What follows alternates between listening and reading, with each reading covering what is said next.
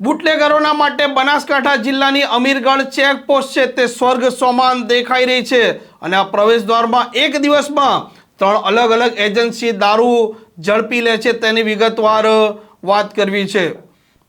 વૈષ્ણવજન તો તેને કહીએ જે પીડ પરાઈ જાનાને રે।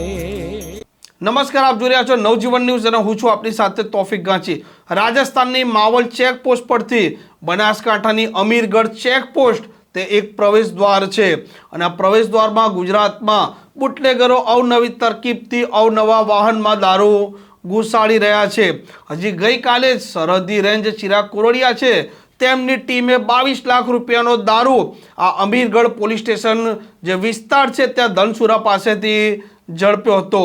તે જ સમય અને તે જ દિવસે સ્ટેટ મોનિટરિંગ સેલની ટીમ પણ એક રનિંગ રેડ એટલે કે ચાલુ વાહનમાં જે દારૂ જઈ રહ્યો હતો તે પણ 2.5 લાખ રૂપિયાનો આજ અમીરગઢ પોલીસ સ્ટેશન વિસ્તારમાંથી ઝડપે છે।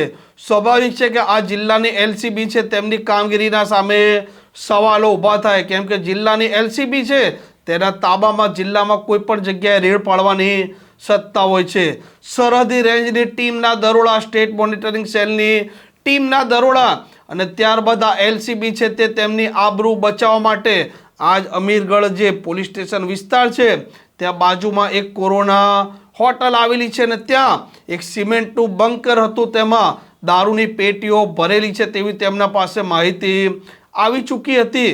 આ પાર્કિંગમાં તે પહોંચે છે અને સિમેન્ટનું ટેન્કર ચેક કરે છે।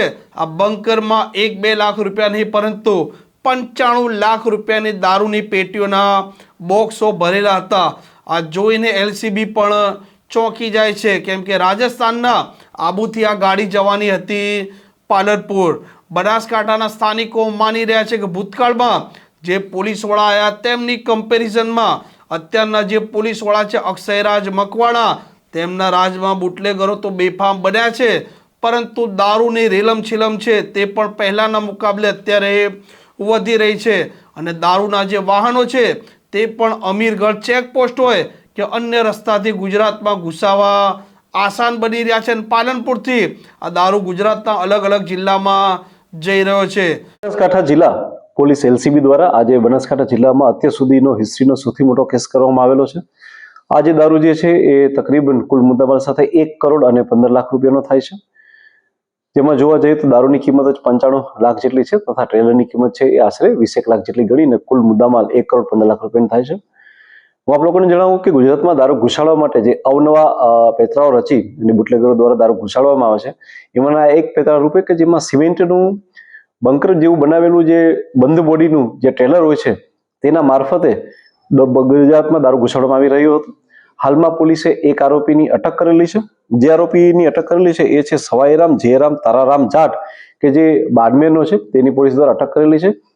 તથા આટલો મોટો ગુજરાતમાં જથ્થો જે મોકલનાર છે એ અનિલ પંડ્યા કરીને એક ખૂબ મોટો બુટલેગર છે કે જે રાજસ્થાનનો છે। પોલીસ દ્વારા તેનું પણ નામ ઓપન કરવામાં આવેલું છે। આ દારૂ ક્યાંથી આવ્યો છે તે મામલે પોલીસે હાલ તપાસ ચાલુ કરી છે અને ગુજરાતના કયા કયા જિલ્લામાં અને કયા બુટલેગરે મંગાવ્યો હતો તે દિશામાં પણ પોલીસે તપાસ અત્યારે ચાલુ કરી છે। આ સિમેન્ટનું બંકર ચલાવનાર જે ટેલર હતો તે સવાઈરામ જાટની પોલીસે અત્યારે ધરપકડ કરી છે।